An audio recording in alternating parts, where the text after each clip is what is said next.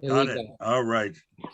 We are now fully Okay. kosher. So it's been a while, and we left off at Mishnah, in my count, Mishnah 15. Here we go again with what Mishnah is that? Where is it?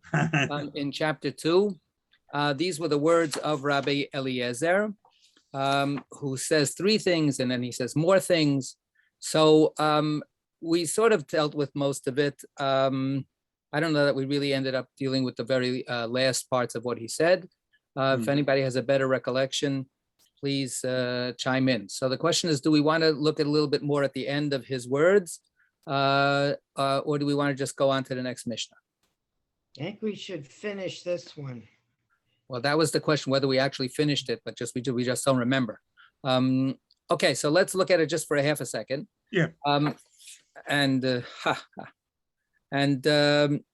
Those words that he says are where it starts from. Warm yourself, in my translation. Warm yourself. Right?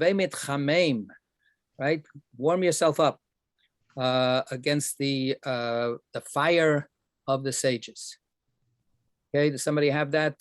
So let's have somebody read a translation, and we've got our usual translation, and then we've got our Shapiro translation. So you said chapter 2, number 15? In my edition, that's Rabbi Eliezer. They said 3 things. Rabbi Eliezer said, cherish your we're skipping all those things. We're skipping the first 3 things that he said, because that we definitely did talk about. Yes. Oh, okay. Gotcha.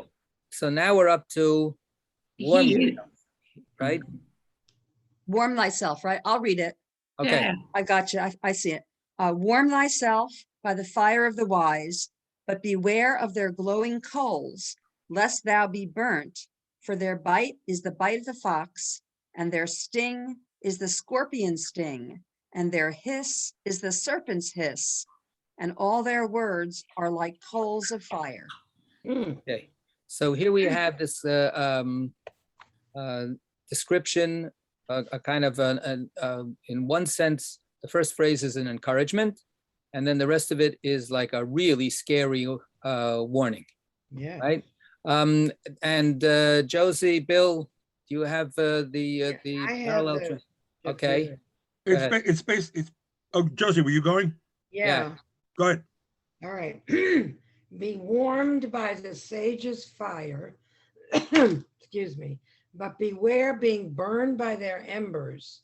They bite like a fox, sting like a scorpion, hiss like a snake, and all their words are white hot coals. Okay. So, okay. Does that sound like an accurate description of the sages? So our version has a note that Rabbi Eliezer was excommunicated by his colleagues because he refused to accept the ruling of the majority, and he died under the ban. Ooh. Right. So that's a story we looked at it actually quite a bit when we were looking at stories back during the pandemic shutdown. And it's a well-known story in rabbinic literature because it's a very, very foundational story where the 2 protagonists beyond the sages as a generality are Rabbi Eliezer and our next sage who's going to come up in the next Mishnah, Rabbi Yehoshua, Rabbi Joshua. And what happened was that there was a dispute, a halachic dispute, a legal dispute in the Beit Midrash, in the house of study. We don't have to go into what it was. It was something having to do with ritual purity and impurity. And basically, the consensus was a certain position, and Rabbi Eliezer was convinced that the opposite was true. And he couldn't get his colleagues to agree with him and he finally, in frustration, he said, if I'm right, let heaven say that I'm right. And there are all these miraculous things that happen to show that Rabbi Eliezer is really right.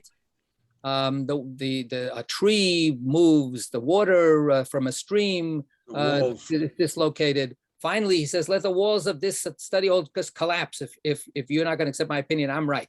And the walls start collapsing. And then Rabbi Yehoshua says, stop that. And the walls stop collapsing. And the story then has a little editorial comment. And that's why if you ever go to visit the sages, study hall, you'll see that the walls are crooked, that they're not plumb because of that old story. So then a voice finally comes out of heaven and says, what are you hacking everybody at shining for? Rabbi Eliezer is right. And then Rabbi Yoshua says he creatively misreads or spins a verse in the Torah and says, the Torah says, Lo b'shamayim, the Torah is not in heaven. And Rabbi Yeshua then says, it's our job to put the Torah into practice, to live the Torah in this imperfect world of ours. And we may be imperfect, but we're all we got. And we're not listening to voices from heaven. We have to see things the way we see things. And we have not been convinced by your logical or emotional arguments and just bringing, Deus ex machina, to solve the problem. We're not doing that. So, and what? He contradicts God. He contradicts God. And then later on in the story, a sage bumps into Elijah the prophet. It happens every once in a while that you bump into him. And he says to Elijah, so what was God's reaction at that point when nobody was listening to God? And Elijah said God was chuckling and saying, my children have been victorious over me. My children have won, right? Those little whippersnappers there, and God is taking nachas from our independence and from our taking hold of the Torah as best as we can. So, but Rabbi Eliezer didn't have a sense of humor, and Rabbi Eliezer didn't give in. Rabbi Eliezer said, look, I did everything to prove that I'm right. I'm not giving into this. And Rabbi Yoshua says to him, you have to abide by the majority. I mean, you can be convinced that you're wrong, but procedurally speaking, we're not going to be able to have a society if you don't go along with the majority rule. And Rabbi Eliezer refused. And Rabbi Eliezer was one of the great sages of the time, and he posed a tremendous, threat to the legitimacy of the system because he could then, lead a secessionist movement or whatever. And the rabbi said, you're not part of our community anymore if you refuse to accept the rules of the community. So Rabbi Eliezer lived the rest of his life in isolation and in bitterness. And the rest of the story, it's actually, I think, pretty much recorded. The recordings are in the archive. You can go back and look at the stories in the Kosher Salt archive.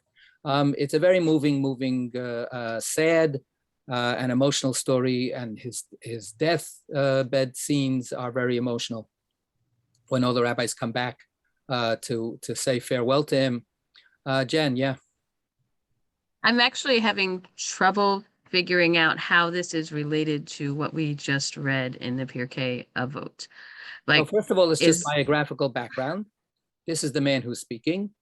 But it was in the notes, I know, right. And I'm just wondering how it's relevant. So, I mean, the note is, I think, implicitly trying to answer the question that I posed before. Is this the way we see the rabbis? Is this our picture of rabbinic culture? These irascible, terrible people that are constantly hissing and yelling at you, and if you get too close to them, you get burnt up and so on. Does that sound like a watch out for those rabbis? Those rabbis are really, well, obviously all rabbis are human. That's true, believe it or not. And some rabbis obviously have tempers and lose their tempers. Rabbis that had power, and remember, in rabbinic times, it wasn't a given that the rabbis had so much power.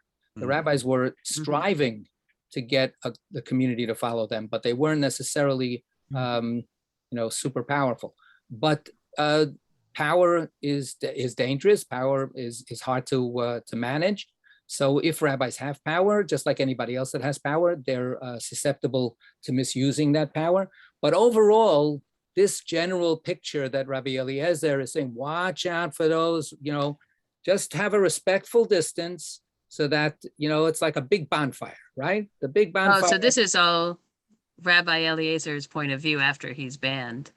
So that's the question. that's That's the question. yeah. We don't have it. We don't have a timing for this statement. It would be interesting if he's banned, we really wouldn't have that statement current Yeah. because Okay. nobody's talking to him. But But this of could course, be while he's arguing with them, it could be. and everyone is against him. And, he's just, reflecting on the fact that you can sort of think that everything is great, and then suddenly, things turn. Right. So so I just want to also point out that Rabbi Eliezer is a major sage in our tradition. There's tremendous amount of records of his teachings. So did it all happen before he was excommunicated and then we never heard from him? We didn't pay attention to him. Was there a way that we sort of, the excommunication meant you didn't sit within 4 cubits of the man. You weren't supposed to socialize. Were there ways that people, by Zoom, if you listen to him by Zoom, did that violate the excommunication rule? If he was in quarantine, but you had a way of hearing what he had to say. I mean, and that's a little bit what happens at the end of his life with that story. So when does he say this is not clear, but what's being put into that, note is to say, let's contextualize a little bit who's saying this, right? Got it. Okay, thank you. But Now I understand. I think that we still need to unpack it a little bit more. Bill. Interesting enough, Rabbi Shapiro has an entirely different take on these. He's got a very long note, which is somewhat unusual for him, and he basically is looking. Don't get too close to the note. I'm sorry. Don't get too close to that note. Yeah, read what it Well, says. that's very funny in various contexts. He's basically saying, Go ahead, read it. not that these people are bad or are trying to do evil kind of things, but that words can sometimes be troubling. When people speak the truth, it's not necessarily comforting. And the hissing and all the rest of that, he sees it as aimed at one's illusions or delusions or mistaken ideas that one has or favorite places that one would like to intellectually hide to preserve what one thinks is one's own intellectual integrity. And these are challenges to where people are. The last part of it is all these words are white hot coals, burning away all you know and leaving you raw before the real. Yeah. So that's quite a different, almost turning everything everybody's saying 180 degrees around. I found that rather extraordinary from Rabbi Shapiro. Well, I think that he's got an insight there that's important. And again, it really becomes a question of reception and perception. Right? When a person hears somebody saying the things that they say, what is the reaction of that person? How do they receive those words? The person who says the words can only, to a certain limited degree, control how their words will be heard. And it's very, very hard. I know that I have failed any number of times in controlling how my own words have been heard by other people. When somebody doesn't like what they're hearing, so what Rabbi Shapiro is saying is maybe it requires some inner, searches, and maybe it's supposed to burn away some of your illusions. But more often than not, when a person doesn't like what they're hearing, they simply, say that the person who's saying those words is an SOB and is being terrible and so on and so forth. So these are all, whose perspective are we looking at this from? Jen, yeah. Read one of his sentences about. Sure. Okay. One second. Yeah. Okay. Go ahead. It says, when the sages engage in opening you to truth, the experience is anything but comforting. They bite like a fox, cleverly teasing out your most cherished ideas that they can rip them from you. Right. We have a phrase, telling truth to power, right? Which is like a risky, courageous thing to do. And there's a totally important reality to that. But sometimes telling truth to power is actually the person in some kind of position of power, telling truth to people who have their own sense of power or are holding on to their own false sense of power, and breaking down the power that a person has about what they will listen to and what they will not listen to is not so easy. Yeah, Jen. I think this comes back on the asker also, the questioner, only because when I first converted, another convert, well, before I converted, another convert told me the most important thing, and it wasn't really relevant to me, but I knew what she was saying, is never ask your rabbi if you can put up Christmas lights. Just don't ask that question. And I think that's a general truism in life. I mean, as I said, it wasn't really relevant for me because I'm not attached to Christmas lights, but I got what she was saying. And on more important matters, if you are not ready to hear the answer, don't ask that question yet. I mean, in another situation, I almost called you with a halakhic thing when I had a slight halakhic crisis, and I was accidentally served pork, and then I couldn't return it, and I didn't want to waste it. I thought it was more sin to waste it. I was like, I was almost wanting to call you, but it was off hours, and my friend looked at me and said, "Are you going to change what you're going to do? Because you look like you really feel like this food should not be wasted." I said, "I'm not going to change what I'm going to do." She said, "Then don't make the call." And, you know, in a way, it's correct. Unless you're ready and open to being changed and having your mind changed, and then you shouldn't ask the question yet. You should wait until you're ready. Right. So, Asking what it's worth. Right. Very important about asking questions. Asking questions, that's, one of the chief points that I try to make when we study Haggadah. The Haggadah is supposed to be all about asking the questions, the 4 questions, and asking more questions, and so on. And the point of the wicked child, so to speak, is that the wicked child asks a question not for the sake of actually learning anything. That's what's wrong with that. The other questions, tell me something, explain it to me. Well, I don't get it. That's all fine. But when the question is an attack, when the question is not for the sake of actually opening your own self to hearing an answer, then then there's other stuff going on. Geraldine. I was going to say, but you just took the words out. If you're not open to hearing the answer and accepting it, then you shouldn't ask the question. You can only ask it when you're open to what the answer is going to be. Yeah. When my children were young and they'd say, "I know this is a dumb question," I'd say, "There are no dumb questions, but there are a lot of dumb answers." Right. How are you going to learn if you don't ask?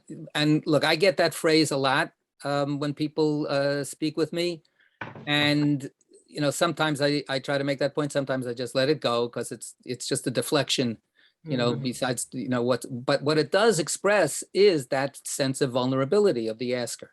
That the asker is feeling that if they're going to put themselves into a position of being judged, they're going to put themselves into a position of being seen a certain way, and they're a little worried about that. So they sort of like put that defense up at the beginning. I know this might be a stupid question. I'm not that stupid, right? So it's their own sense of trying to get themselves a little more protected before they ask the question that they need to ask. So sometimes it's not worth actually arguing with them about it. No, it really is not a stupid question. Okay, good. And just let's get to the question. So, Actually, but who knows? Yeah. In class, sometimes, when I get that a lot, and I actually comment that I'm really glad that you were willing to ask this question. You're probably not the only one who had this question, but you are the one who was willing to take the risk to put it out there. And you and all of us will learn from your having asked. So I actually try and thank them and let them know that this is a good thing to do. Right. Good. I want to throw out one other little possibility in terms of understanding the context of Rabbi Eliezer's history and how it comes to play in this saying of his, because we read it as a picture of the rabbis, and maybe he's so resentful and he's so bitter about how they treated him and so on and so forth. I think that there's another way to read it, possibly not as common a reading. Maybe he's talking about himself. Maybe he's saying, I saw how fierce and fiery I could be when I was fighting for my position. And watch, what he's saying, let me be an object lesson for everybody, that, this is tricky territory. And when he says the sages, what he's really saying is me, I was involved in this dispute, and I didn't pull any punches, and I gave, really, really extreme kinds of reactions. So you never know who you're going to encounter. Maybe he is a little bit ruefully engaging in some self, consideration. All right, so good. I'm glad we were able to look at that a little bit more. We've got a few more minutes. So now we can go to the next Mishnah, Mishnah 16, and this is his famous, what can I say? Interlocutor, Rabbi Yehoshua is the next one up. Okay, who's reading? I'll read it. Thank you. Rabbi Joshua said, the evil eye, the evil inclination and hatred of his fellow creatures drive a man out of the world. Okay, so what's that all about? That really does sound like it's a reaction to what Rabbi Elazar had just said. Or possibly. Well, there's really some very bad things here. Yetzer hara, the evil inclination. I mean, who is he? What is he saying that Rabbi Eliezer is guilty of having an evil inclination? I mean, first of all, we all have an evil inclination, but the question is, what does that mean? What does it bring us to do? Is he saying that Rabbi Eliezer hated his fellow human beings? So I would be a little careful about applying this back against Rabbi Eliezer. I would say, obviously, that you have here a different focus, a different kind of angle. If you look at what Rabbi Eliezer said earlier, the stuff that we skipped this week, the first thing he says is, let the honor of your friend be as beloved to you as your own. So that's not in contradiction to, that's actually the positive. And Rabbi Yehoshua, when he says hating people is a bad thing, they're actually in agreement, right? They're not fighting about this one for sure. But Rabbi Yehoshua definitely is talking about some warning things that people need to be aware of. So what's the first one? The first in Hebrew is ayin hara, right? The eye that is bad, or the eye of evil, then often translated as the evil eye, right? What do we understand about that?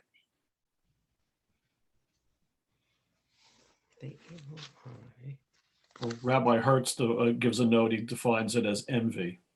Okay, so this is one of what Rabbi Hertz is doing, is going away from the conventional use of the term, the ayin hara. Watch out, maybe you'll get an ayin hara, right? That's the Yiddish pronunciation of ayin hara, right? K'nayin hara, right? Without getting an ayin hara, without getting an evil eye. The evil eye, in that kind of meaning, is a folk belief that there's a demonic bad force that can be whammied on people, and other people will put it on you, a little voodoo maybe, or maybe just that there's this thing that's flickering around, and if you walk around and invite the bad forces, they're going to come and get you. So there is this kind of from most people in later Judaism, this was rational post-Maimonidean Judaism, this is considered a superstition. But there's plenty of territory in Judaism that's occupied by people who believe in these demonic ideas. But what Rabbi Hertz was doing is pulling us into the human side of it, right? The human side of it. Not that there's some kind of like, black cat kind of thing, or some, random arbitrary evil forces that you might bump into, but the way we look at each other, right? That's the evil eye. And if we look at people with a jaundiced eye, with an envious eye, with a critical eye, if we don't look at the person with the willingness to take them in, the benefit of the doubt, or even just plain look at them, then that can be terrible. So that's his idea. So there's also a sense of miserliness that comes out of ayin hara. That's usually called ayin ra'ah. When the rabbis talk about when you give a gift, you can give it with a good eye, or you can give it with a bad eye, right? In other words, okay, how much cake am I going to give you to share my cake? So I look at the cake, and am I going to cut it in a generous way, or am I going? I'm not going to cut it, such fat pieces. I'm going to make it less. So that's the judging what you want to give to somebody else as being more generous or less generous. So all of these things are possible meanings here. So in one way of reading this is watch out for the ayin hara, right? The ayin hara can come and get you. The other way to read it, Rabbi Hertz's way, and even Rabbi Hertz's way, watch out for people being envious of you. That's them applying the ayin hara on you. And the other is watch out yourself for being guilty of having an ayin hara, of looking at things in an envious or mean kind of way. So both of these, internal or external. Let's take that first phrase and then read the rest of it at the end. Each of these three things, right? The ayin hara, the evil inclination, and hating people.